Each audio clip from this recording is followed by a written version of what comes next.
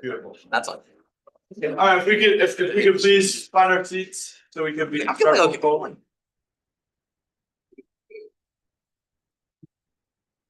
Yeah, thank you. Hi, everyone. All right. Naya. Hello. Stop. Yeah. Aiden. Here. No, Yeah. I'm here. Thea. Miriam. Here. Aiden. Here. Chinmay. Pardon me. Audrey. Here, but not really. Aisha. Here. Eddie. Here. Ishika. Here. Rishi. Here. Donacy. And Ben. Ole. Pierce. Here. Yeah. Here. Sorry, wrong. I like the hat. Fabia. Here. Come close. Ryan.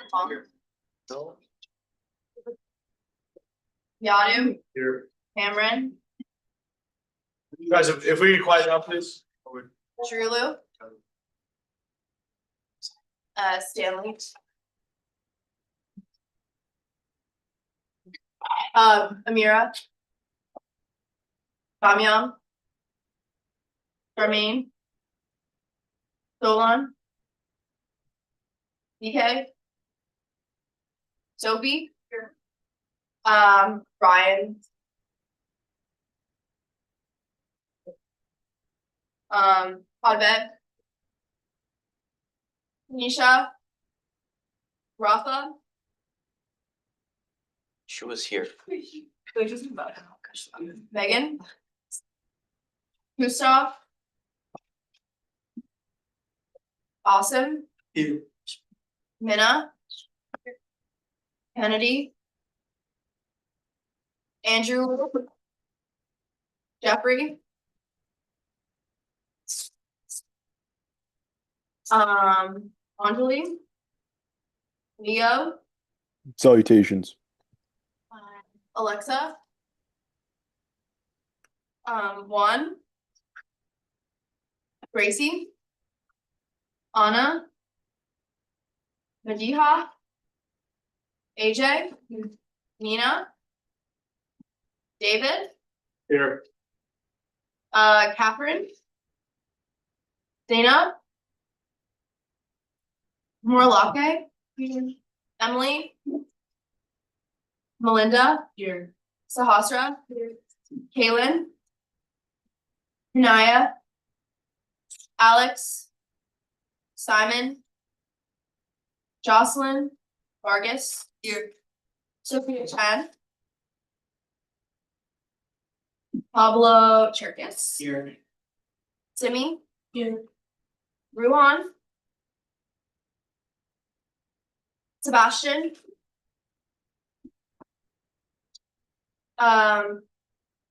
Savants. Here. Nook.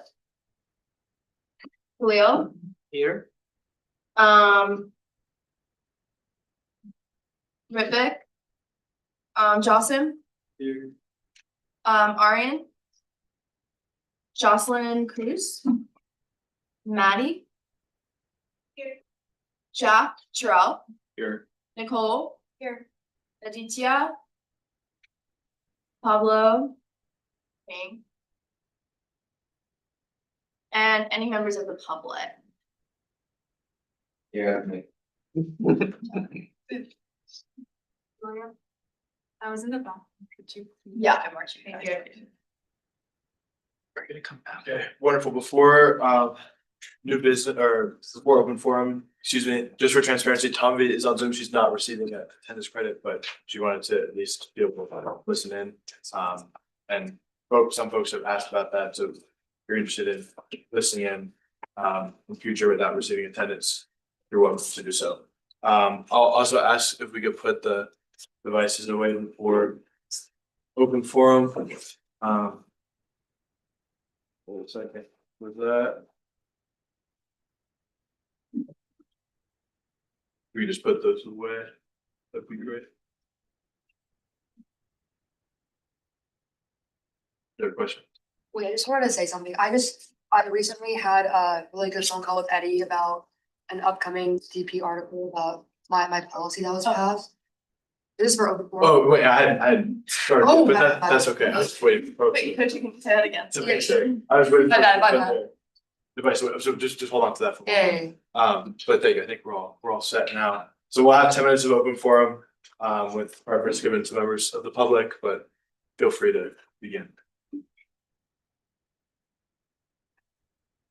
I recently had a phone call with Eddie about my policy that was passed for the club athlete absence thing, so I think the article's coming out in a few weeks.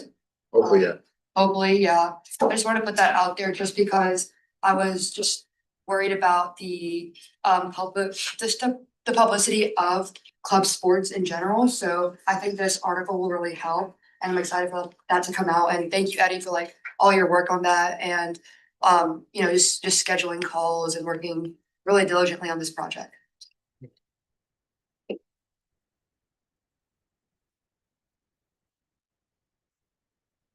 The other for How are we feeling about airport shuttle communication?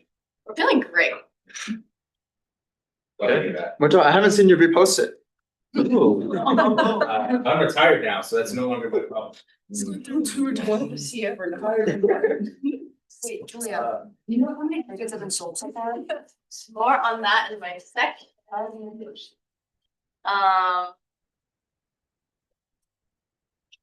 Yeah. Yes. Alright, any other points?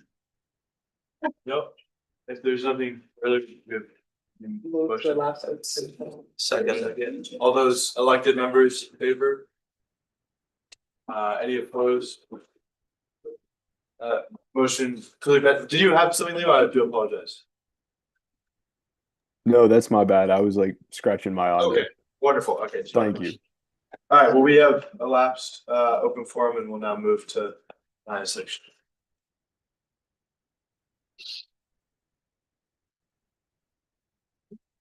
Hey guys, it's a great day. Great day, right? Yeah. You guys agree it's a great day? Screw the Can I Cowboys. tell you why it's a great day for me? Fuck the Cowboys Cowboys. just beat the Eagles, 24-21, Where are you from? Maryland. But I'm a Dallas fan and have been since I came out of the womb, so. Very bored. Anyways, Not my Friday day.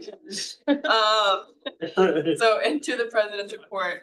I thought I didn't have a lot of meetings this week. Guys, we can listen up, please. Sorry, I know. I think you guys are feeling really emotional right now. I get that.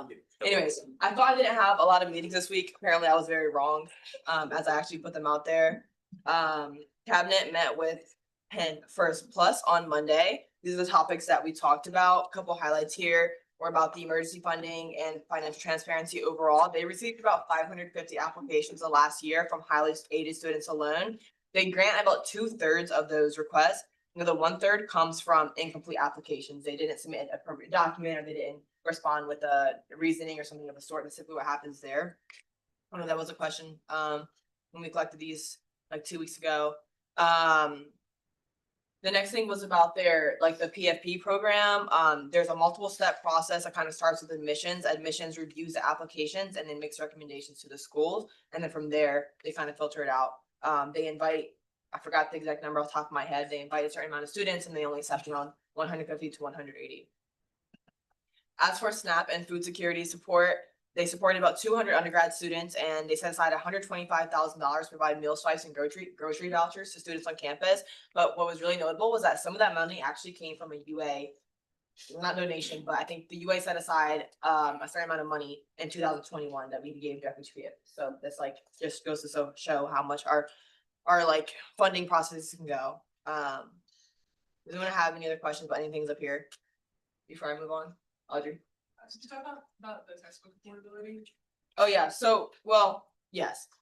So I'm gonna jump down here real quick then, because basically PLP is currently working on a new strategic plan. My understanding is that they have a new source of additional income or funding that they haven't completely announced yet, but it will be soon. a lot of things that we brought up to them between like textbook access and course fees, all those things, they hope to fund with the new strategic plan. And they said like it's very feasible for them to be able to fund a lot of those things. So right now, they said like, I think they're back and forth with SRFS trying to figure out what they can do right now. I think moving forward, there's some hope there. They said they'll give us an update our next meeting, which we can try to schedule for early in January. They said it should be done by like January. So maybe by like after we get back, we'll have more updates there. So I'm excited to hear about that. They seemed really excited. They were just like, we can't tell you too much yet. And I was like, okay.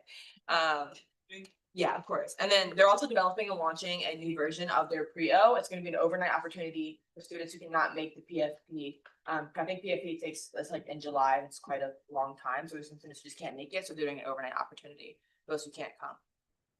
Any questions about meeting PFP? Yeah. Could you talk a little bit more about the third of applicants that don't complete the full application for the opportunity funding? And could you speak a little bit more about how P1P kind of addresses that like situation, or how they reach out to the student regarding their incomplete application? We didn't ask like that many follow-up questions, but this is what they said. So like they said last year, they saw an increase from the highly aid population. There were a lot more students who had requested emergency opportunity funding. Last year, they received over 550 applications. And then they granted about 2/3. The 1/3 that they don't is just because they didn't submit something. I'm not sure if they have a follow-up process or if they just leave it. I'm really not sure. Does that answer your question from what I was given? Yeah.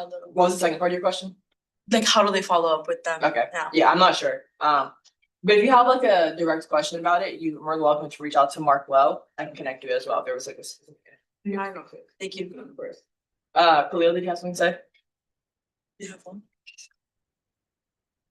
Oh, no, Did you have something to add? No. Okay. I just tell them that they sent emails either way. Okay. They're complete things that are. Any other questions about P1P? Yes.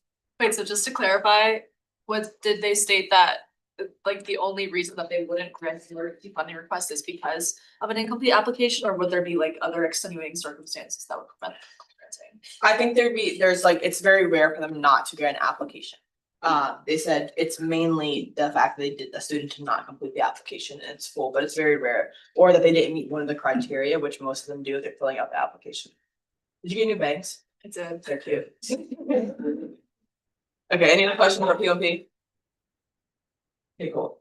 Then I met with Katie, our 101, yeah, just a regular 101. Met with Karu. Karu actually answered a lot of the questions that we talked about last evening about the whole OPSL policy. So I'm gonna pull those up really quickly.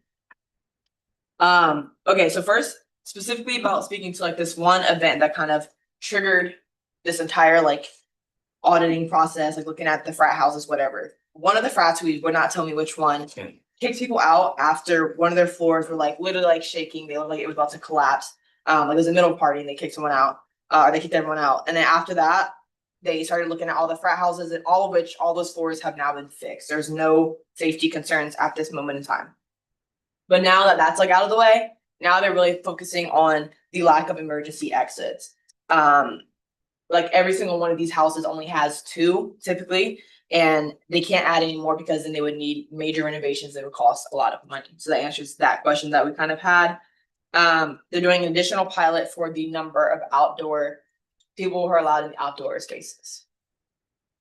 Then I brought up the idea of like the potential venues, talking about Audrey, which you were talking about having that Swarthmore, and there was a couple of interest in the room. He asked if there are people on the UA who are currently affiliated with an organization that would be interested in a little focus group. He said he's not opposed to it at all. He said that like the concern is that like fraternities aren't going to want to host at like Houston Hall or something. So if they would need to like kind of like look at other venue spaces. But just is there anyone in this room right now who is in a fraternity or sorority? 1, 2. Okay, and then I think there's a couple other members. So I'm gonna reach out to those and then try to connect you guys to Karu because he's interested in just seeing if there would be interest in this even happening, depending on what the space is. Here's. I would say like Aiden was there too, but I went to Harvard Yale, and like they have like final clubs, not frats, but they had like specific tailgates set up to each one. Like the university reserved a space for them. It's kind of cool to see like The tailgates? they each had a tent. Yeah, like all the like final clubs, and then they had like some black frats with specific tents, but it was like all in one area, and I feel like that's. For the game, for Yeah, homecoming. for the game. Well, I know like the Intercultural Greek Council has that, they had a homecoming tailgate and they had like each one had their own tent and stuff like that. I don't know what the turnout is like or if there's other that extends beyond that, but there was a question about if we can just like provide extra training for organizations to like show them how to dance in a frat house, you know. And he said that like they already have a lot of training. Not specifically how to Dancing dance, together? it's more like, you know, how to host a party and it be safe, Oh. like appropriate, etc. He said that, hold on, bear with me. The problem is mainly that it's like, it's usually the fraternity and sorority president to train these trainings, and then sometimes the social chairs. There's a breakdown in how the information gets distributed, because if the social chairs can change. Not every social chair is throwing a party has attended this like training or has seen this training, so there's like a mismatch in like information there. I don't think they're actually looking at like how to dance, you know, or things like that, but that's not really that much of a concern, even though he did bring up like unironically this rhythmic dancing thing, and I was like, how'd you know that? Registered versus unregistered parties, there was a question asked about if it only is supposed to be like who, like I think it was the event monitor specifically who that like purview extends to. And they're only supposed to shut down registered parties if they're not supposed to now, sorry. If like a house party gets shut down, it's because it's unregistered and there was like a noise complaint. They typically tend not to like mess with those parties unless there was a noise complaint. And that's pretty much all that I was given. Houses that are not owned by the university, there was a lot of suggestions about like selling it. If the physical house is not owned by the university, one, say for example, Beta has a second house, and they put out an official party and they label it as a Beta party. There's a noise complaint. One is unregistered, two is in a noise complaint, they be shut down.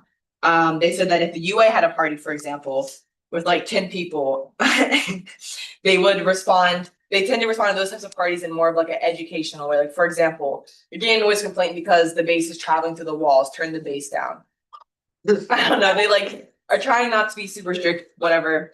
And then also you can't just sell the house. If it's an official chapter house, whether it's on campus or not, even if it's privately owned, there's a couple of things that the university has to consider, such as, does the university still have responsibility for that chapter house? How does the chapter use the house?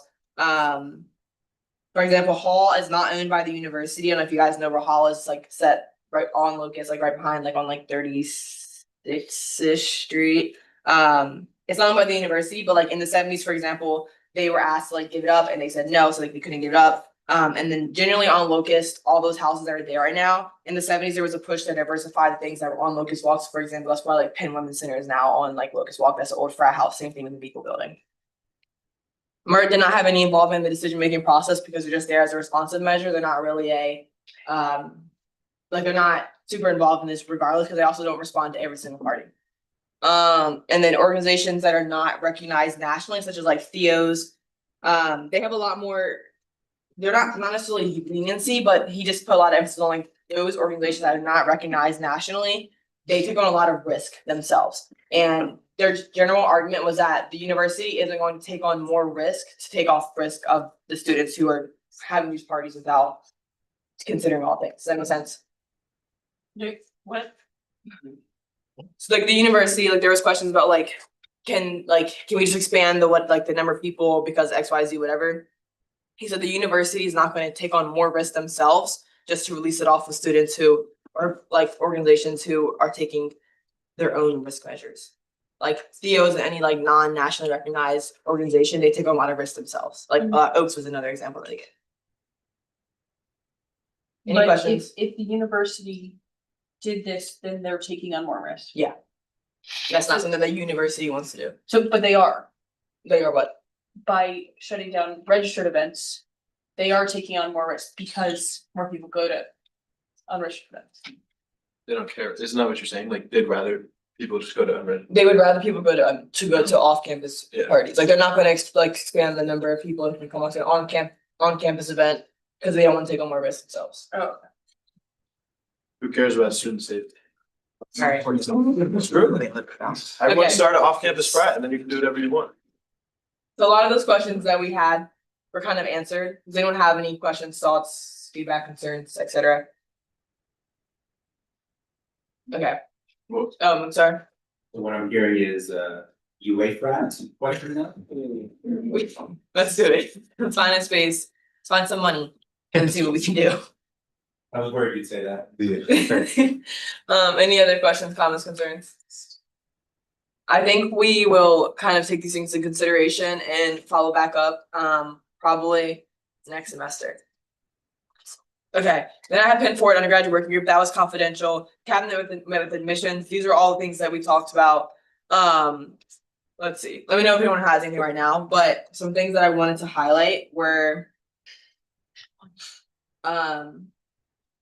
So the question about, there was a question was like, how can the same arguments be used for like testing equity? Like re-implementing standardized testing, how can you like still use that argument? Dean Soul kind of said that like academic evaluation has never centered standardized testing, that has never been like a sole measurement. They kind of consider a lot more things with a more holistic point of view of like where a student goes to high school, etc.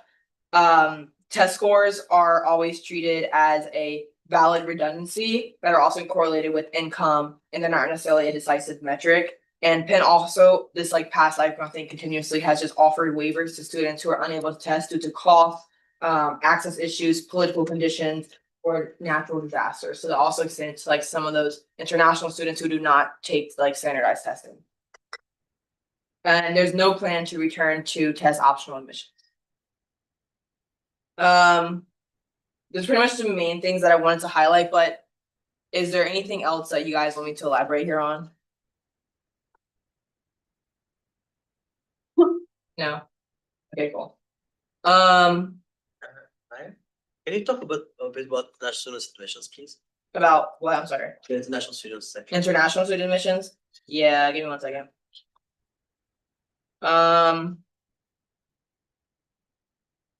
Australia, big time.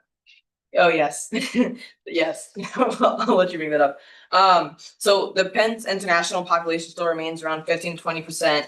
Talked about like the global environment. Wait, I thought you said like way less. No. Maybe, Yeah, I do feel like the number was a lot lower than that. I thought you said 15 to 20. They said 15. but the number has to be under, Yeah, it's like 11. They said we already adhered to. right. Yeah. Yeah, I misheard. Sorry, guys. Well, yeah, if it's a pull from the minutes, then means there was a mistype. Okay, don't quote that. Scratch that. People, yeah, maybe it's like 13. So like they said that like admissions for one they still like try to heavily recruit. There's just no lack of recruiting from these in like international spaces. For example, sorry, it's not funny. Pizzo visited Australia because he still wanted to make sure that we were having, it was like the international representation. There was some pushback from our end, obviously saying, well, Australia surely is not the same thing as like Sudan. Like those are not like, are you still going to those type of more like the ban list, whatever, from the federal government? She recognized it, but like they didn't really say too much, but just putting a lot of emphasis on the fact that like they are still recruiting, they haven't stopped or halted their recruitment from these international spaces. Yes. Chris? Yeah, and she just emphasized the like, that you can request a test waiver, like very. And they don't follow up on the test waiver at all, like everyone who basically requests a test waiver gets a test waiver. Yeah. Pretty much. That's pretty much all that was said about like the international. Yeah, but According to Penn, the class of 2027 is 13% international. okay. Ben's 20, not 17. I think Jameson once said 13.4, so it's definitely around there. Any other questions or further elaborations? Yeah, Bobby. Can you talk about AI and digital admissions? Well, yeah, this was like kind of surprised it. Basically, like they were talking about, for one, here at Penn, they don't intend to use like AI reviewing in the sense that like some AIs are just gonna look at your admissions, and if you don't pass the AI review, then like you're not getting through. No, they still want there to be that human aspect. There's several different committees that these admission tests have to go through before they even, or these applications to go through. She said there's a difference between using AI to literally look at a application or using AI to say, help me find this student's GPA, help me find the student's class and this transcript. They would use AI in a way that like would limit the amount of brain time that would have to go into the review process, but never just have AI review the application process. As of now. Yeah, Samuel. Can you expand on maintenance of institution? Yeah, this question, I actually don't know if we got to this question. This question, we ran out of time. We asked them about. One, we asked them about like we were going to ask them about the US News and World Reports rankings. We didn't get to that question, but we did get to was the question about like how does admissions balance strategic goals with like broader trends and like selectivity. She said that for one, she thinks that we're going to have fewer applications overall because of the testing requirement. She thinks that's disappointing, but it's disappointing, but like she just thinks it's just likely. They said that they're still taking about 60,000 applications and then really no more than like 2,400 people are getting admitted every year.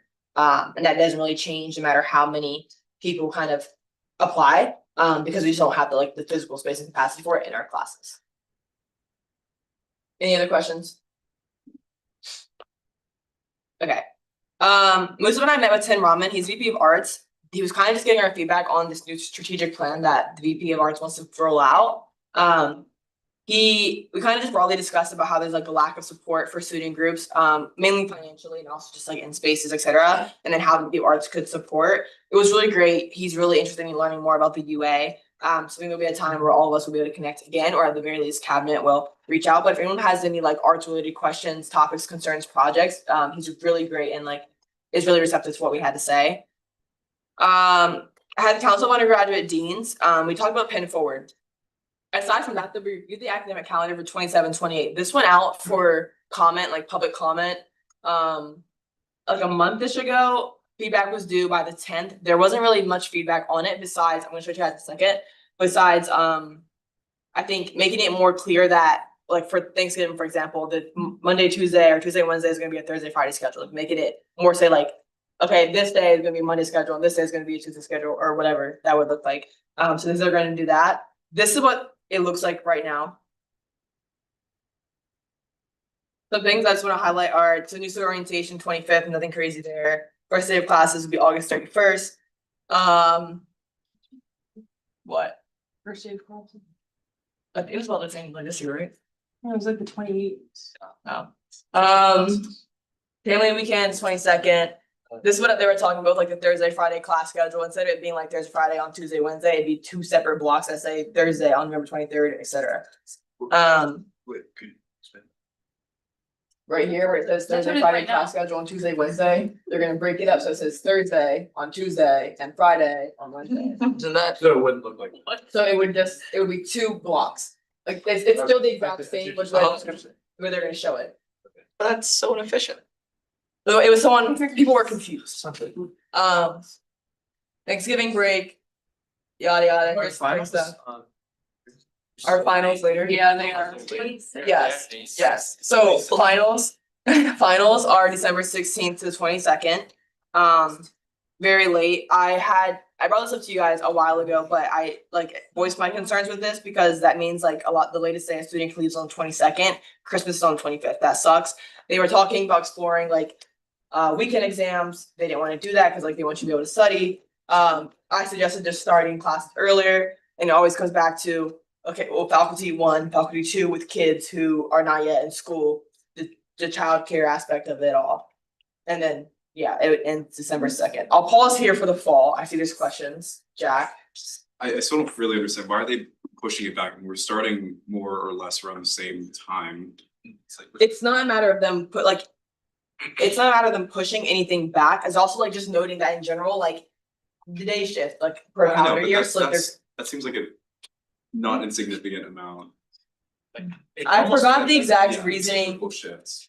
I think right now they end like the 18th. A couple years ago, 22nd was the last day. So my freshman year is the Yeah. 21st. This is like a cycle. It happens like every single couple of years, but it just has to happen because they don't want to start any earlier. Wait, No, when I did had we a final restart? on the 19th. When do we restart the cycle? Just No, like scroll down. the January. Oh, okay, well, hold on, there's more questions. Wait, there's more questions. Yes, no. So I'm curious as to why they have the indigenous people stay if like it's not an off day. Like why is it on the academic It's calendar? the federal. Wait, can you say it again? Like why is it indigenous people stay on the calendar of like It's just noting. Because it's a federal holiday. okay. To remind you that you still have class. Exactly. Why don't they put Veterans Day on there Yeah. They should, that's actually true. or other And how do they choose which federal holidays to observe and which ones not to? Done. Good question. A lot of discrepancies this school. So election day should be on there. It's, Election day should be on there. Agreed. like it's not a federal holiday. Election day is not a federal holiday? Nope. Bet you can't. Should be. They're trying to make it. Okay. Here's what spring looks like. You come back on January 12th. Wait, that's early as shit. Why is it so late then? Has this been passed yet? Wait, I feel like that's like what? Go on, come on. Yeah, guys, we good. I'm sorry, I'm sorry. We can listen up, you guys. Yeah, that's goofy. Yes. So wait, how do they choose which holidays we get off? Because we get off for no holidays. Like compared to other schools, we don't get off for Veterans Day or Indigenous Peoples' Day. Like it has to be a certain amount of days to be in session. Yeah. So bullshit. Oh, Exactly. they're in Pennsylvania. I Thanks, understand shout out that. to Villanova. So we are meeting a bare minimum. Yes, Yeah, so, yes, we hit like the minimum amount or the max amount, whatever, I think minimum amount of days that Philadelphia schools have to attend. Pennsylvania, sorry. To my knowledge, not very many, if any other schools hit that minimum. There are a lot of schools around us who have a lot more days off. I've noted this, I've voiced this as well several times. I've also brought up several times in their pin forward discussions, talking about prioritizing student well-being, giving us off more days. There's been conversations about elongating fall break, Thanksgiving break, et cetera, because there are other schools that do it. Just figuring out why they can do it and why we don't do it. That's pretty much the conversation. As you can see, winter break is so short. Less than 20 days, 20 days or 21 days. And with like the people who fly away, that's really short. Like, can they push it like a week, start the 19th and the 22nd? Well, the only thing is that like, this is like already gonna be passed. They're gonna start deciding what, 28 to 33 or 1, 2, do math, 3 years. They do it every 3 years. They do the 3-year cycle. So this is pretty much already gonna be passed.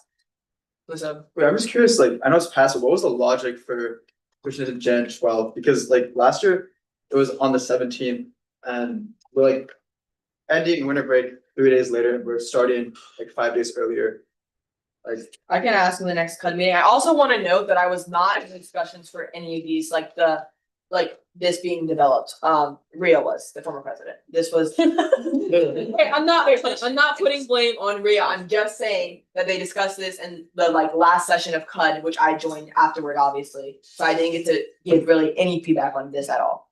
So I hear you guys, I'll deliver it now, but they had kind of pretty much already like passed and cited most of this before anything. So What's the faculty perspective, especially on like, as like Cleo brought up, the 20-day break for like winter break? Cause I feel like a lot of them like, also want like a decent window of time to spend time with their families and to have time away from UPenn as well. I'd say like in general, faculty broadly share the same sentiments that we do. Okay. There was a lot of discussion about like this exam period, and how late it was. What faculty said. Sorry, Tuesday. Sorry. What faculty said, faculty being the deans that are in the room, it's the Council of Undergraduate Deans, what they said, and some of them are also professors, was that, okay, well, they're just gonna continue to have professors that are doing the same thing that a lot of Wharton professors do, where they just schedule the final exam, the last week of classes, instead of having it during the actual exam period. And they were like, okay, we know, there's just a lot of like push and pull and from both that. In the spring, you scroll down, it's bullshit, sorry. It's not right for them to mark reading days as April 27th to April 30th, it just should be April 27th to April 28th, they're not giving us 2 extra days of reading days. They're just giving us reading days on Thursday and Friday. They shouldn't say, oh, we're giving you reading days Saturday and Sunday, because that's just the weekend. Like, that's just that. What if I have a follow-up? I think like we should also then like. Can you wait a second? Sorry. And they have 2 days of reading days in that. I see, okay. I also just quickly append by that same nature, like when they have fall break, include the weekend, and like Thanksgiving break, include the weekend. That is also very upsetting. They pretend like it's more than it is. Wait, But generally, the fall break. So reading it. Pondi said what exactly was on my mind. just to, there are some labs that are on Saturday, so they need to include Saturday. Cause there are some labs that run on Saturday. There are some labs on Saturday. Yes. But there's no final exams on that Saturday or Yeah, Sunday. just like they need to include Saturday. Sunday is usually, Saturday like university works normally. No, but there's no classes in session during final examination. There would be no labs on That's true. I'm talking about more the breaks more than. Okay, let's cut the crosstalk for a second, so keep in mind, you only have 6 minutes for this, Flavia. In terms of finals on Go on, weekends, hold on. why has that? Maybe this is evil of me, but why has that not been explored before? I know that's pretty common for other schools, and they're able to end so much earlier because they just have finals during the week. Having exams on the weekend. Yeah. They thought that students wouldn't want exams on the weekend. With what, yeah, with reasoning. I would much rather get out of school 3 days earlier. I said that as well. I will let them know. I will say like this was released for comment. I don't know, they said it was released for community comment, but I don't know what they like where it was sent to. They only received like 3 broad areas of feedback. So I'm not really sure who it was sent to besides like us and then maybe faculty. They're us being myself. Dylan. Is spring break usually a week after? Yeah. Yeah. Yes, there you go. Also, why are reading days like only 2 days? That's like in the middle of the week where it's like 6. That's normal.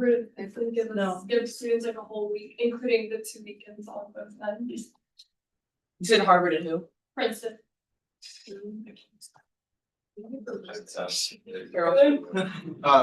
We get it. Listen up again. Have they ever made changes to a schedule after comment? Not sure. Could ask that. What do they do with these comments? Oh, you said after a comment Yeah, they. or after it's been passed? Like, After. I'm getting ready, I haven't even highlighted the changes that we discussed in this last CUD meeting with you. I'm about to do it in a second. But like, yes, when there was comments, like we're making changes as a result of the comments that I'm about to show you, and it's small. I don't know like how solidified it is. What I will say though is that like all of this right now is completely contingent on the president's office. The CUD is basically not even like a real decision maker. We kind of just give and then send it. At the end of the day, president's office has the most like ultimate say. No. So I'm curious if faculty and students share the same perspective and calendar, but they don't listen to our thoughts and do some of those changes, then what control can we have over it? Because we're the people who are affected the most. Like students and faculty are the people who will be affected by any changes to this. I'm going to like get clarification on where it gets sent and who's like what communication channels it gets sent out at. So I don't want to say that like they get student feedback and they actually do or they don't. Does that make sense? So I'm gonna, before we place any blame, I'm gonna ask where it gets sent to. Because if it's a matter of like they send it to the UA and the UA is supposed to share within the UA, and like that's one thing, but I think broadly should be sent to more student voices anyways. Yeah, bonds. When will this send it to the president's office? And then how long does it take before they approve the decision? Are you able to have a meeting with someone in this office before they approve this? Like, yes, I think the next CUD meeting is on December 2nd, so when we get back from break. I don't know how fast it gets passed or approved. I can ask. I don't know how long it takes for the president's office to do that, but I'm gonna jump back here. So like, this is where it kind of stands right now. Looking at family weekend, so family weekend is on the 22nd to the 24th. Family weekend, they typically want family weekend to be on a home football game. A lot of people's like alumni come back. So this was not a home football game. I forgot who plays, but like they have on their end when they like have the calendar, they show like the entire football schedule. This was not a football or home football game, so they are moving it to 9/17, September 17th to 19th. It's super duper early, and I'll tell you why. It's because like homecoming weekend is November 6th. Week before that is Halloween weekend. They don't want to combine any of those weekends. They want them to be separated. So that's like one thing. I think a couple years ago, homecoming weekend was on the Halloween weekend as well. Freshman. But in general, so again, I don't have it up for you guys right now, but there's a lot of Jewish holidays that happen in October that year that kind of prevent where these other things can be placed. So like they have like them all mapped out, and there's a lot. And I can't remember these specific dates. I could pull up the calendar, but if anyone wants to see, let me know. But like the amount of Jewish holidays that there were kind of limited where they can kind of place some of these big days. So that's moving up really early. They asked for our feedback. in the group, I said that I like can see like the hesitation on both sides. I think that there's no harm in having students' families come home or come earlier. I don't think there's like really that much of a problem with that. If anyone has any strong like exactly why you wouldn't want your family to be here in 17th, please let me know. I said I don't think there'd be super bad issue. I think maybe it would also help with those students who feel homesick quite early on after NSO. I think after NSO and like the week after, that's kind of when it starts to hit. So I didn't see too much harm in really family weekend being moved earlier. But if anyone has any other like concerns, let me know. So Wait, what was the logic for not putting it after homecoming? Like they didn't want it back to back or? That's just generally what it is. Yeah. just kind of just went it all. Oh, also homecoming weekend is almost non-negotiable because that's when the trustees meetings are. And those meetings are set a while in advance. You can't really, there's not a lot of room to move the trustee meetings. Part of it's Liz said, I don't know. like 4 years. Well, it's already been set. So. Homecoming is also always the first weekend of December. It's a little bit like on the side with this, but I also feel family weekend is not that structured and well done. My parents have complained about it. I've heard other parents complain about it. Definitely not a scheduling issue, but I think that deserves some attention as well. Just having, it feels particularly tailored towards freshmen, which I agree it should in some part, but it was basically just an excuse for my parents to come, and we didn't even do any of the Penn structured events. Which I think there's a lot of interest in parents. So there's a lack of structure of the weekend, but you didn't go to the structured events. Well, okay, no, okay, so I could have phrased that better. So there were some events, but there was a limited variety and none of them were really interesting or either new to my parents as well. Like there was a lot of overlap from like Wait Your Day events or stuff like that. It's not really useful and just felt like filler events. Okay. Just I'm so they not could say sure. call it a family. I'm not sure whose family weekend it is. Is it those I that Penn? No. I wonder if it's Penn traditions. Well, wait, Gabe, I talked to Gabe about, Like they plan all family. I don't know if but they're involved. Peers. It's by each college, like engineering hosted their own family weekend, where like the individual, like NSOAI and OSA did some stuff like for the football game, but all the events that I and my parents like for freshman year were all run by E. Okay. Well, maybe Wharton is great at running it, but Cass is not. Yeah, I think that's a college specific. It's under OSA. Okay. I'll double check that and I'll ask Katie about how those events are kind of planned. And see if there's ways that we can make those events better. Any other questions about the academic calendar? Mind you, this is for 2027. So.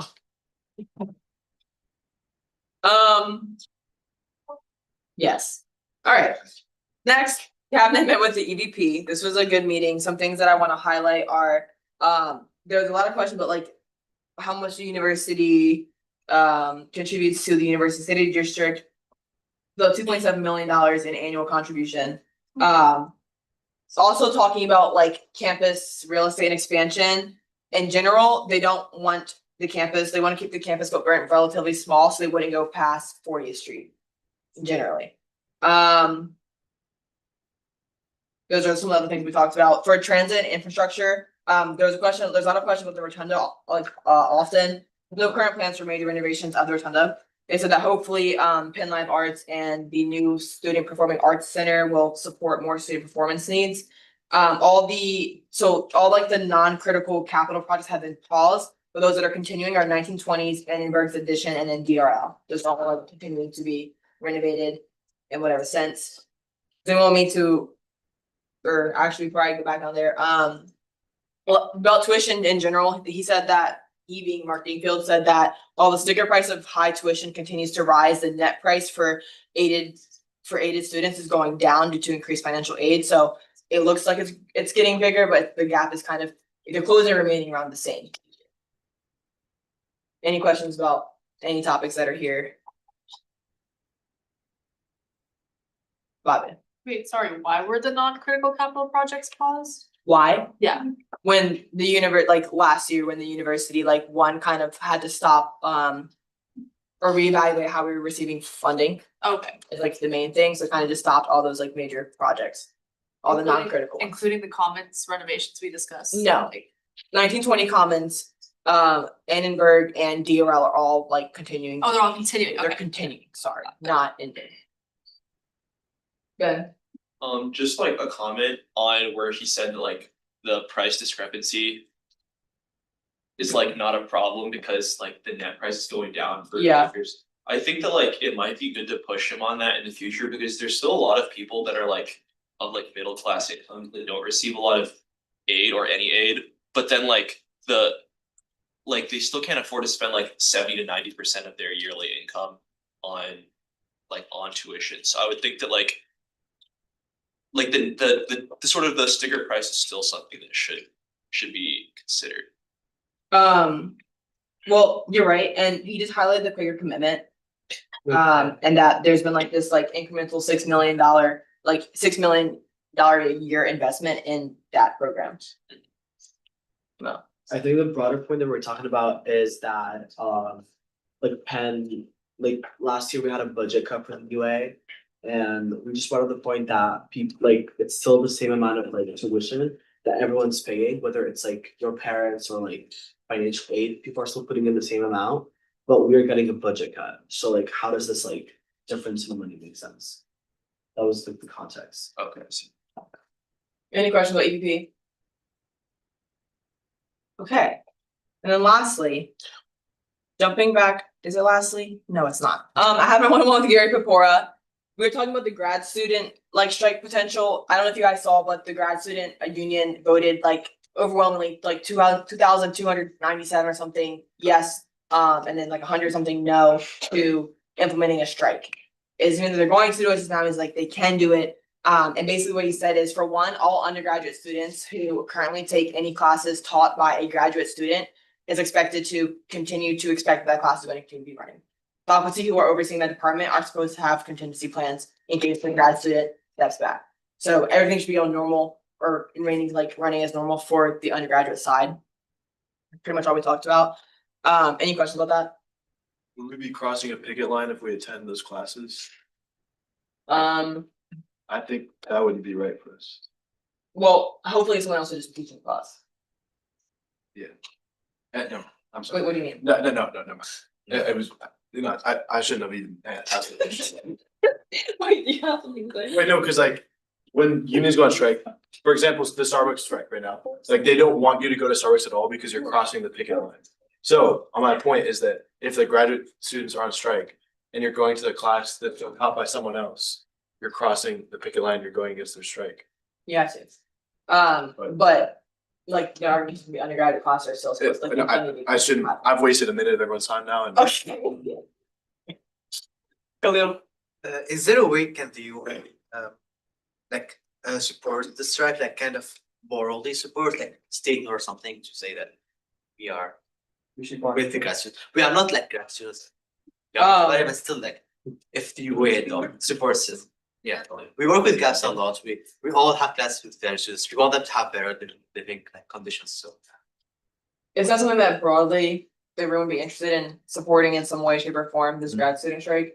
Yeah. Okay. I'll see. I haven't seen if they've like released any statements or anything, but because as well as like reposting it or meeting with the grad union organizers, we can chat and exec and chat about it and see what the next steps would be there. Seen like before, I guess we go on Thanksgiving break.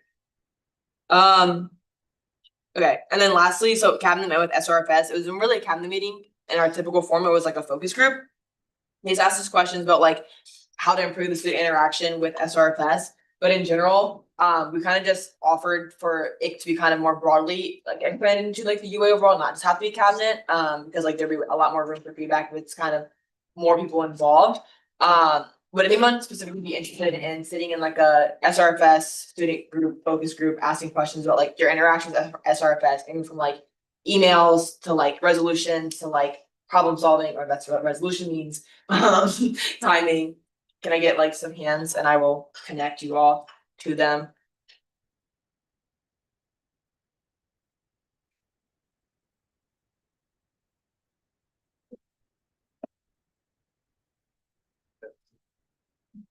Okay, cool.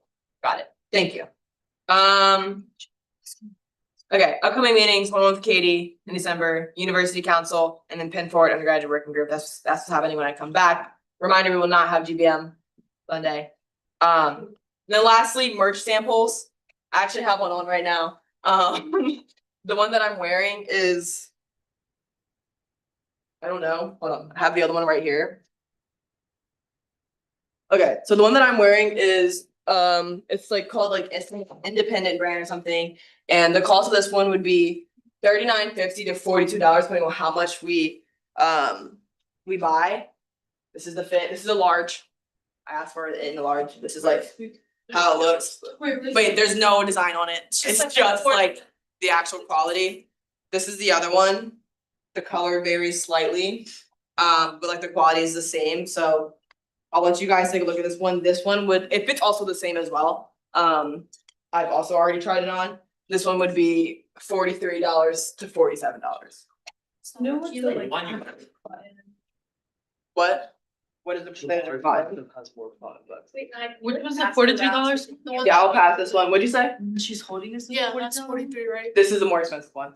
Well, you're wearing it. Wait, you said it's the same and feel the same. Yeah, wait, But that's if like we. okay, look, listen, Matches this the- one is 85% discounts cotton, probably. 15% polyester. A little bit. Yeah, It's that's a little what bit- you that's guys the- want. Yeah, Yeah, you said. you know how much like Just like cotton that. you're wearing? Let me. Who else? You're saying the same thing. I'll figure out what this is and I'll let you guys know. Nike tags, orders. End of DBM, let me know which one you So guys good, like. Quick, you sorry, And- quick. Listen up, sorry. And I will send it off and then we can actually hopefully start placing orders by the time we get back. I don't see no sports club resolution. I don't know what this split on this is. Okay, any questions, concerns? Yes. Please tell me. Is it, yeah, it's the design that we looked at a while ago.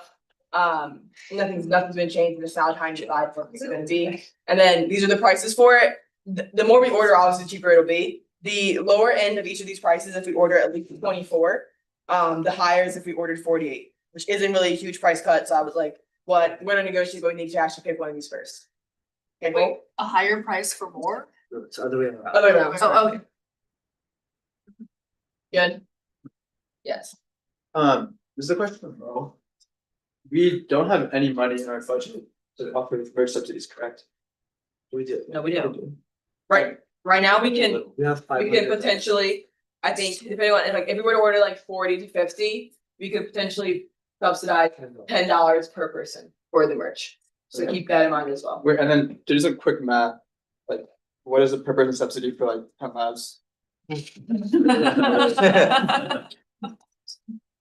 Think. Question to ask, I'm so stupid. Okay. You've got it. Oh, this one that I have on is 70% cotton, 30 polyester. Wait, what was, that was 80? That's 85. $47? Wait, but it's like a $5 difference. Yeah, $5 for a difference. brand hoodie, like. For 15% difference. Fine. Composition. Yeah. Okay, thank you. Okay, really quickly. We had US Student on Tuesday. Thank you for letting it be a very cordial and productive meeting. I thought it was relatively interesting and productive. Now I covered that second meeting, we had UC Prep, Rip Mukhtar, he's no longer on it. And then I did one-on-one with Katie. Upcoming meetings, first, we have the last US Student of the semester on the second when we come back. Reminder, if you're an EW, do attend 2 out of the 4. This one will be like really like 30-45 minutes long. It won't be that long at all. And then we have University Council on the 3rd. If you are free from 4 to 7 p.m. or anytime within that block and would like to attend University Council, please email this email. If you forget to email the email, you can also just look sneak in.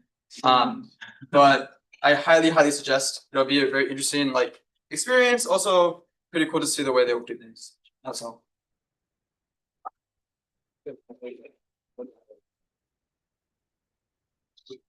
I don't know if you all get frustrated at times, but I feel like we do all this stuff and no one listens to us. I listen. I'm alright, just. I can say with my get- therapist. Get annoyed at times, but hope everyone else is doing well. But I would, I just thought of this and you might not appreciate this, but, no, you can write everything down, I don't mind. I do think we should do a resolution on the days, the Pennsylvania requirement that no other school follows, because that causes so many problems. We're not able to have certain days off. We have these super short breaks. Why would I not appreciate that? Well, I just said it right now. Alright. No, I didn't mean to have a personal attack. Don't assume Aiden, they can pass on you. And I'm sorry for wasting everyone's time, but we don't have GBM next week. It's November 3rd. It's November 30th. That's my fault. November 30th. Some quick membership updates. Cameron is now an associate member. And Aditya is on medical leave for the rest of the semester. Feedback form, I will put the QR code in a moment. I apologize if I forgot that. And then member of the week, we can go.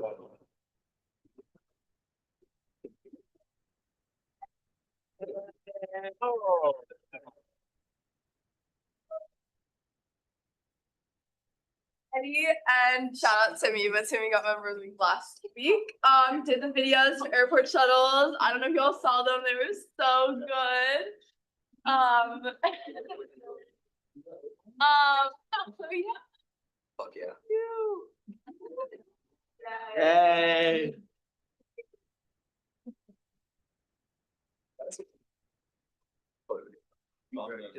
Oh, yeah. No? It's your turn. Oh, sorry. I guess not. Thank you. Hi all. I had a weekly one-on-one with Katie on Friday. Talked about SAC, annual budget, and funding hearing assembly feedback. Very interesting, productive meeting. And then I had a meeting where we discussed the fundraising proposal with University of Life and Katie. They said the proposal was really good and they're really excited for it. It's gonna be sent out to be formally reviewed and hopefully hear back in the next few weeks about it. So I'm really excited for that, and hopefully we have it up and ready before the end of the school year. And I don't have any upcoming meetings, and happy Thanksgiving, everyone.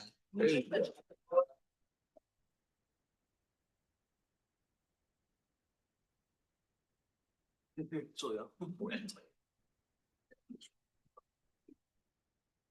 Unless they decide what's over the agenda, it's gonna be business. Until Hi, everyone. We'll do it after. Okay. So my one past meeting, I met with the Vice Provost of Climate on Monday, and the meeting was confidential, but I provided written feedback, and I'm really excited to be working with them to start working on their strategic framework and sort of how we're gonna push the office forward. One interesting detail from the meeting that I did get is that basically Penn Climate is like new and it's endowed at 10 million. But Harvard's program has a $200 million so we're working on like getting seed funding and everything like that. And we're following like sort of the climate. Can we call the crosstalk, please? Climate energy model. So yes. I have no upcoming meetings, but now for the main event, airport shuttles. Okay. So first things first is business. Oh wait, hold on, sorry. Okay. So this is the sheet. So if there is, so basically some of you put who you shared it with in a group chat when there was no link and there was no social media. So if you did that, I highlighted you in yellow. So if you didn't write that? No. On the sheet, you didn't write Penn Devs and College? You can check the. Oh, I did it for him. Oh. Cool. So Musa, why don't you fix that? Or can you also share it? Oh, sure. Share it with chats. No, I didn't know that was on there. Okay, cool. So you didn't do that. That's cool. my God. Okay, so see how empty this is? Please share it in listservs. And if you're in yellow, like you did it before, there was a sheet there was something to share, so maybe share it again, question mark. Okay, then sign up. So I'm gonna go over again how to do shuttle shifts. Look at all these people who signed up. Thank you guys. God. I'm super excited to be doing the 6:45 a.m. one with Simon and De Silva. So everyone is gonna sign up. Yay! We're gonna sign up. So basically how you do a shuttle shift is you're gonna get there at the time. It's gonna be 15 minutes early. And people are gonna get there and you're gonna count them and you're gonna look at all of their tickets and make sure they're signed up for the right time. And then you're going to watch them get on the shuttle. And then you're gonna log how many people like actually showed up in this like area here on the sheet. So I'll be filling out the sold, but then you're gonna say like any misses. And that's it. Wonderful way to meet people, super exciting. So then, sorry, Nat. I would just say, you might run into a situation where like a student wants to get on and they have like, they wanna get on an hour earlier. Historically, we haven't been super strict. If there's space and if everyone else that's supposed to be on there is already on there. If you have any immediate questions, text Julie. Yeah, text me. I will email you all my number Monday night. Okay, now, we have had amazing promotion. Our graphic has had, yeah, we have Pablo, 500 shares. And our videos starring, Simi, Eddie, Taya have been really amazing. Thank you to all of them. So we have sold 350 tickets, a little over 350 tickets so far. I am anticipating more people were gonna buy because sort of like a last minute thing. Most people don't schedule like their Ubers before they go on their trip. But We're also a bigger body than last. we're also a bigger body than last year. So like we need to be doing more promotion. The listserv place was kind of empty, guys. Anyway, so we're doing tabling. No, wrong link. I'm sorry, you guys. Here we go. Here is the tabling sign up. See the speakers doing a lovely job. You signed up all of these times. So sign up for tabling. Tomorrow we're gonna make one last push effort. Please repost on your stories again. Please send to those listservs. Let's get more tickets sold. And make sure that we really get all of our money. We paid over $1,500 so far. So I want to see that money increase. Maybe we can help with merch subsidies. So that motivates you. We should get on that. And then, you know, and also if you should have your friends repost Starbucks gift card. So let's get on it, guys. I'm really excited. I'm excited to be doing shifts with you guys. And I couldn't do it without all of you. So thank you so much. And that's all for me.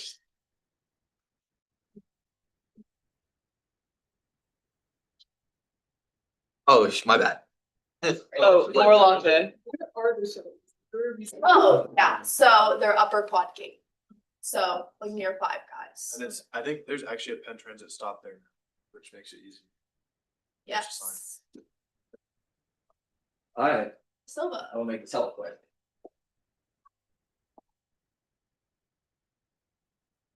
All right. Nothing really crazy. I think next GBM is going to be very big for DHT, so stay tuned for that. But upcoming, I'm meeting with Dombrowski tomorrow to have a one-on-one to talk about the business services perspective on a lot of the projects we've worked on this semester and brainstorming some new ones to kind of like start working on towards the end of the semester as well as the next semester. I think a big one for us has been the Penn bus system, so look forward to something with that. I also have linked the project tracker in case any of you guys after GBM are interested in what DHT is working on in terms of collaboration or input. I think one that I'll quickly shout out is the composting initiative with Tom B meeting with McDonald's and Weideman this week to kind of discuss like, you know, getting the volunteer system restarted, which we'll talk more about, I believe, in a discussion paper either this week or start of next semester. But yeah, a lot of good stuff from DHT. That's about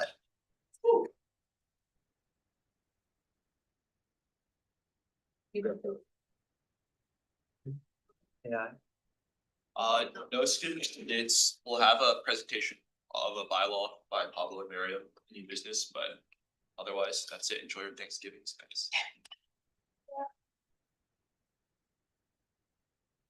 I'm taking over Alexa's section for CS, but she met with Noah from the environmental team on 11/24, whatever that is. That's tomorrow. No. Oh, she will have a meeting then. Oh, my bad. Talking about CES and environmental initiatives check-in and the event supplies library, which is a community-wide project. If you have any questions about that, you can message Alexa with any topics or questions. And then for the members, we're gonna have a potluck on our last meeting, so fill out the spreadsheet. And same thing with the tracker with the notes, but that's it. Thank you.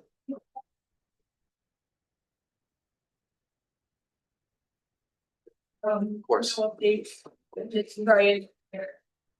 Corporate. So I'll do my best Taya impression. Hello.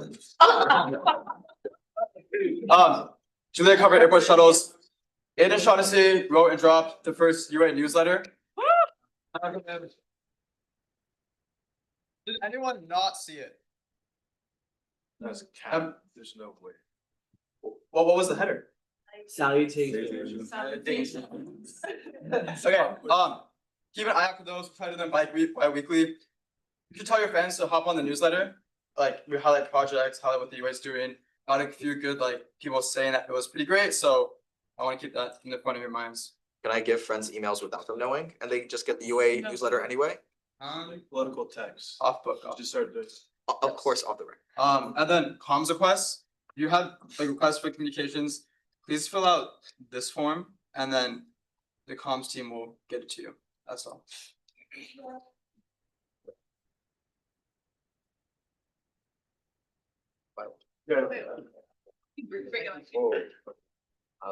like. Yeah, but they can come up, it's fine. So we're now into new business. We'll have Miriam and Pablo present their bylaw amendment. What we're gonna do first is, again, we can click on it, but we have. So like we did last week, we vote to adopt this document. And then we can discuss it. It doesn't have anything to do with the next document. It's purely just if we want to adopt it, then discuss further. So, if we can, all those in favor of, all those elected members in favor of adopting this document. Elected members, yeah. And then any opposed? So this, clearly passes, we've adopted this document, and then we'll have 5 minutes to present, and then we'll have questions. Okay, so first off, I'm going to start with what we want the bylaw to be. So we want it to go under GBM. So like section 2, like point H of the bylaws. So what we're trying to say is that at the discretion of the executive board, Zoom may be approved for the purpose of online or modified attendance on a case-by-case basis to increase accessibility of the undergraduate assembly. And then we have a subpoint under it, which is members with recurring or ongoing accessibility needs may meet with the executive board to evaluate individual circumstances and agree upon an appropriate attendance plan, which may include Zoom attendance or other reasonable accommodations. Would you like to? Yeah, so for people that are like traveling or abroad or have specifically accommodation via Weingarten, or they have surgery, or they have like that was under Weingarten again, but or like pain when it comes to like walking at night, like arthritis or fibromyalgia. These are real concerns that impact a lot of students on campus, especially with the increase in sort of the Weingarten accommodations. And we're seeing that we want to increase accessibility on campus, and that should happen within the UA as we're a student government body. Of course, this will have to be done by a case-by-case basis to ensure that the Zoom is not essentially overly used. But the idea is that for students that cannot come to GBM should not be excluded from participating within GBM, essentially. We also want to make it clear that people can have both visible and invisible disabilities, and I think that we really want to emphasize it, that just like someone's appearance doesn't always reflect their situation. And I think that by meeting with the exec board, like for case-by-case approval, I think this will help, one, people who have issues keep it kind of private and like not have to, say it to the entire world, but also like make their qualms be known. And I think we want more collaboration rather than just like tension or anything like that. Any questions? And we'll do 5 minutes. You guys are good? Okay, Yep. we're done presenting? Yeah. Yes, we'll have 5 minutes, it can be extended. So. Yes, so Wait, I definitely agree with the sentiment, and the UA should definitely be accommodating. What's unclear to me is that it feels like this bylaw doesn't change anything in that, like, the speaker still has like the quote unquote reasonable discretion to allow Zoom or whatever reasonable reason they think. So it's like you're just given the the behavior isn't changing. Does that make sense? But I guess the only thing that's changing is like you're moving it from speaker to like a majority vote by the exec. Right. Is that the intention or is it? That's part of the attention. Also part of the attention is to make sure that the exec is kind of more so privy and they're more aware that students are facing accommodation issues and that they need to be met one-on-one with exec board. And also I think we want to make sure that students who, like, for example, people have like accommodation through Weingarten for classes, why can't we also apply this to clubs? That's one issue, but also we kind of want to protect students who are in these situations. Like, it's not that, it's like maybe this year we've been very like accommodating, but maybe another year, as we've said before in previous, proposals, this won't be as protected. I think we want to make sure that this is an option, is available to people. I follow up, like, what I'm saying is, say there is a future, like, exec that doesn't think this is a good idea and is not in favor of this, they would still under like these words, like, find acting like not reasonable and not allow Zoom. Yes, bro. So like, what's unclear to me is like, it seems like the worst case can still happen and like, the best case doesn't change. Okay. But I agree with the sentiment that I think we should. Shoot, I should, because it has been up. Me? Yes. Yeah, so in my opinion, I think the main reason why, and correct me if I'm wrong, but Zoom was like Zoom was removed was because a lot of people didn't have their cameras on, right? So how do you kind of ensure that people are gonna join on Zoom but also stay like active? Like, would you require cameras to be on, or like, can you kind of talk more about what your vision is? So the idea would be that there's more strict Zoom policy. So essentially at the speaker's discretion or the exec discretion about whether or not to use camera, like if that's within their accommodation, ideally we want to see people use their cameras and speak and participate and for the whole time, not just leave. And of course, the I guess the secretary or speaker can deduct attendance if they don't have their camera turned on. It's not within their accommodation plan, or essentially if they do not participate, or like et cetera, essentially. Then like I do also want to say that I think the whole camera thing should be based on the accommodation, obviously at the speaker's discretion, because people have different needs. And I also think that sometimes like being online doesn't, I mean, obviously it's very easy for people to get passive, but it's also very easy for people here to get passive. Just because we're sitting here and doesn't mean we're all interacting and actually asking questions or participating. We could just be sitting here zoning off. So I understand your concerns, and I think there are ways that we could mitigate those negative effects. Yeah, so I have a question on the current procedure and then how the bylaw would change that. So as it currently stands, does the member have to ask the speaker for every single GBM to go through Zoom? So for each GBM, it's like, okay, you have to ask, okay. So for this bylaw, would it be a similar situation, or would it be that you would meet with exec beginning of semester and it would just be like, they have the ability to use Zoom throughout the semester? So I think the goal is for it to be like beginning of semester, or for example, if something comes up mid-semester, that's like going to be an ongoing issue, for that to be met as it comes. Yes. I think that might be easier for people who need constant, like recurring accommodations. I think that would be useful. Is that all you asked? Yeah, so just be. Yeah. Thank you. Pierce. I put my hand down. No.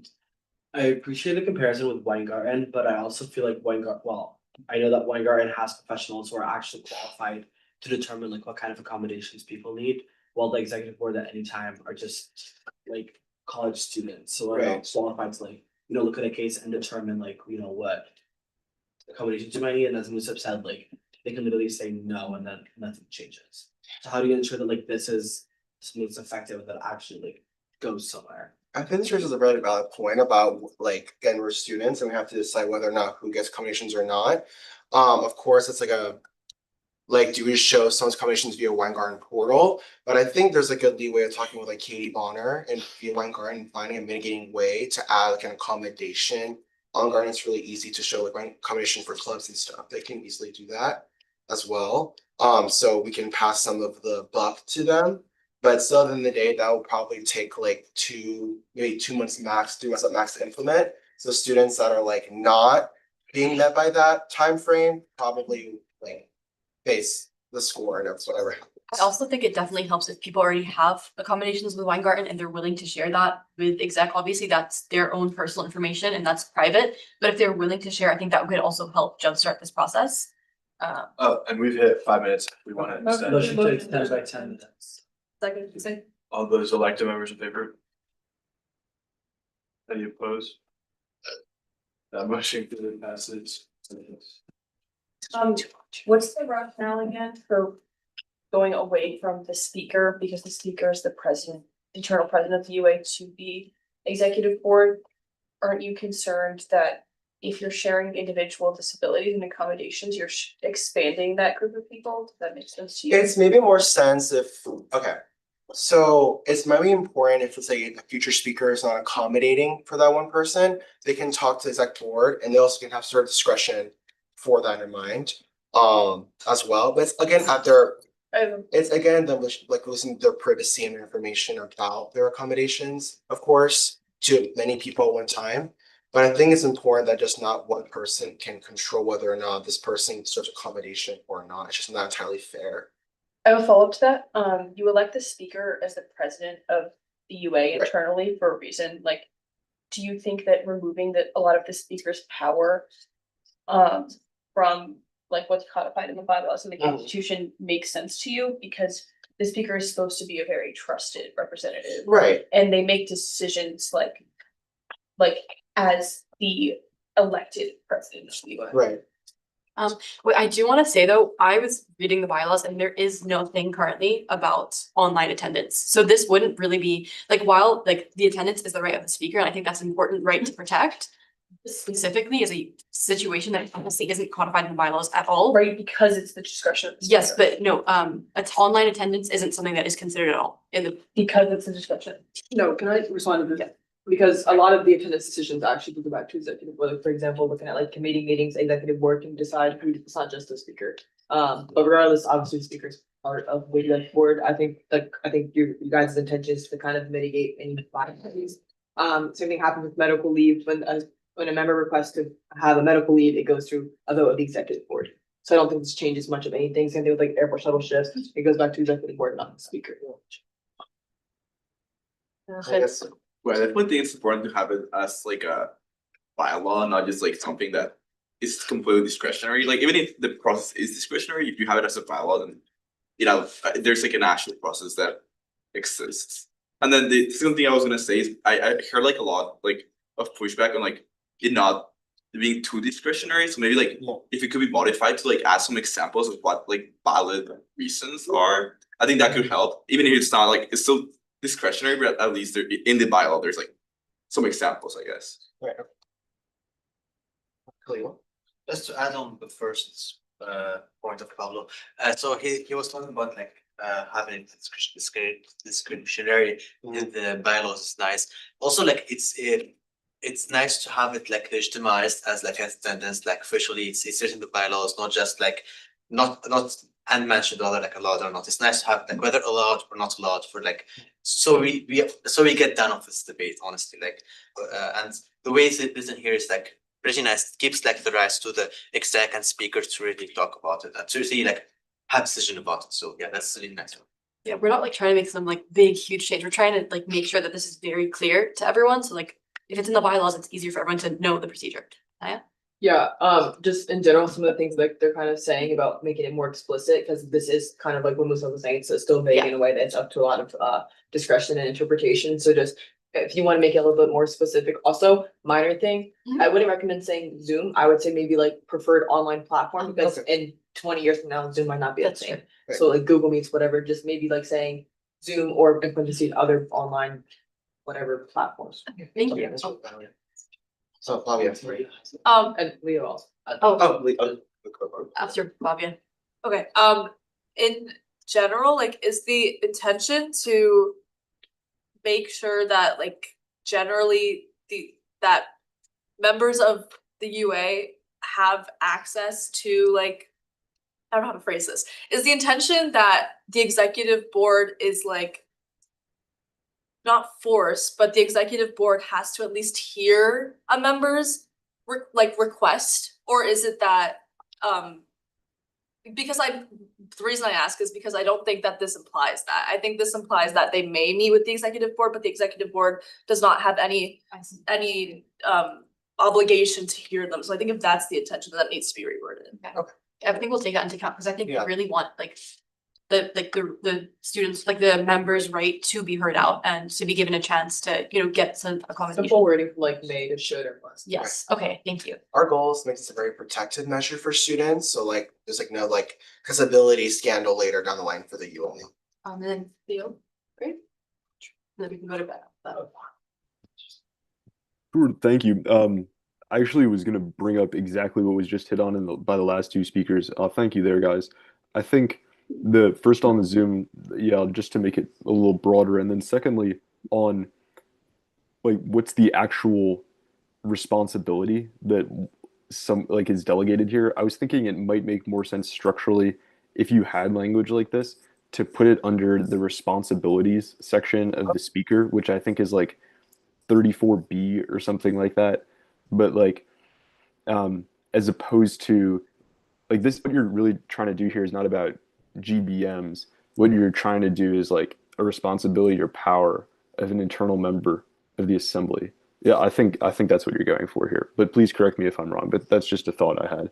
I'd be curious if you were talking about like a change to GBM or a change to someone's responsibilities or powers. I think it applies to more responsibilities. Yeah. Yeah, because like it could apply to committee. I think it's more poignant for GBM, but yeah, that's a really good point, Trace. Thank you, Leo. Ben? Just a comment to sort of like further the line that I think Musab and maybe Nai touched on. As it's like currently written, it seems to me that it doesn't really like, it doesn't give anyone any sort of responsibility. It doesn't create any rules. And if we were to state something like this, like I think pretty much nothing would change in assembly because it's largely listing things that already exist. So my recommendations for this are that like, if you want to guarantee either the exec has to listen to something like this, or if you want to guarantee that exec has to give a accessibility option in narrow instances, like where you have a doctor's note or something, then like you need to like have teeth in the bylaw. So instead of like members may this, exec must this, or members must this. So like bylaws generally do have a little bit of teeth to them, and that's how you actually like change something in assembly. I think a great concern is just like not overstepping on the speaker and exec's power for attendance. But of course, it's something really valid because this is kind of more of the protective amendment for students' disabilities or other accommodations. So I guess that's really valid. Yeah. I guess Aiden. What's it called, I guess. Like in that same nature of like adding teeth and making this like truly protectionist, I guess like have you thought about also meeting with the Weingarten to get their perspective on what might qualify as like, like real, like, like I guess like I kind of want to give this like almost like pillars, if you will, like kind of like standards for which like, like an accommodation must be given. So that way we don't have kind of these like worst case scenarios where like an exec just does not care and will not give these accommodations. So like maybe meeting with Weingarten, getting their perspective on like, like what are some really like qualifiable, I guess, like pillars to kind of like, I guess, like measure like people's like disabilities and disabilities and accommodations with. Yeah. I will speak on that a little bit because I am on Disco board and I'm also on the Weingarten advisory board. So there are at least a couple of things here. Weingarten has a wider range like of accommodations, and like the list is kind of endless because it's visible and then invisible, also like mental and the disabilities all as well. So essentially it's difficult to get an entire list of that. I mean, I can get a list of what they recognize right now for this academic school year for accommodations. But then like as well, they also have like housing accommodations, time like entering class accommodations, but I can get like physical illnesses as well as invisible. Yeah, I was gonna say like maybe just like I imagine this like I think the important thing is to have this bylaw introduced and then amended with time. So maybe start with like physical and maybe certain like invisible ones as well. I think maybe going down like a list in terms of like I don't want to say priority, but like I don't know how to phrase it, so I'm gonna stop myself there. I mean, our goal is not to rank disabilities and one or the other, like this person deserves more. Oh, sorry, how much time do I have left? 1 minute. Okay. That's it, you know. Any more questions? About it. Okay. Wait, I just want to echo Ben really quickly. I think there's a distinction between putting a speaker responsibility and saying that the speaker is obligated to meet with members of the UA and then make a decision versus telling the like with regards to the Weingarten thing, you can meet with Weingarten obviously, but I don't think like Weingarten's rule should be implemented into the bylaws or the way that Weingarten operates should be implemented into the bylaws because that is still ultimately the discretion of the speaker, but the speaker should be obligated to meet with students and the students have a responsibility to be heard. I think that's why we didn't really include Weingarten because it's not Yeah. it's like for applies to classes. And that's where we're more like less teeth in this proposal, so that Yeah. it's more good discretion. But of course, like there's a compromise here that we have to meet and not really, I feel like half the voice is saying to be more strong, the other half Yeah, is we saying want to it be. to sit gently, Yeah, but you guys are saying to be more strong, so I think we can fix that. Yeah, we're at 10 minutes anyways. Second. We've had Oh, perfect. but you did already move, so. Well, Sorry, bro. All in favor of the last Q&A? I like the numbers. Any opposed? Motion for the passes. Thank you, guys. thank you all. Any other topics for new business or documents to be considered? No, move to adjourn. Do we have a second? Second. All those large members in favor? Any opposed? Thank you all. Happy Thanksgiving. You guys are-